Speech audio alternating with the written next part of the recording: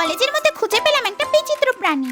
ঘুম থেকে উঠে সকাল সকাল রেডি হয়ে খেয়ে নিচ্ছিলাম। এখন আমি খাচ্ছিলাম পরোটা আর আলুর তরকারি। আর জানো তো, সকালবেলা উঠে চা না খেলে আমার মনে হয় যেন দিনটা শুরুই হয়নি। আমার গলায় আই কার্ড দেখে হয়তো তোমরা বুঝতে পেরেই গেছো যে আমি আজকে কলেজে যাচ্ছি। এখন দেখো আকাশটা কত পরিষ্কার আছে না। স্টেশনে যেতে যেতে অটো করে একেবারে আকাশটা কালো হয়ে গেছিল। ট্রেনে উঠে জানলার ধারে বসে বাইরে বৃষ্টি দেখতে দেখতে ব্যারাকপুর পৌঁছে গেছিলাম। তোমরা হয়তো আমার গলার আওয়াজটা শুনে বুঝতে পেরেই গেছো যে আমার গলাটা হালকা একটু খারাপ হয়ে রয়েছে। আর যেই না ব্যারাকপুরে নেমেছি তখন থেকে আকাশটা পুরো কালো হয়ে রয়েছে। এখানে অটোতে উঠে কলেজে যেতে না যেতে বাইরে একেবারে মুষলধারে বৃষ্টি আরম্ভ হয়ে গেছিল। কলেজে এসে দেখি তখন অবধি তেমন কোনো লোকজনই আসেনি। আর এই দেখো আমি একটা বিচিত্র প্রাণী খুঁজে পেয়েছি। কিছুক্ষণ পর দেখতে দেখতে সেমিনার হলটা একেবারে পুরো লোকজনে ভর্তি হয়ে গেছিল।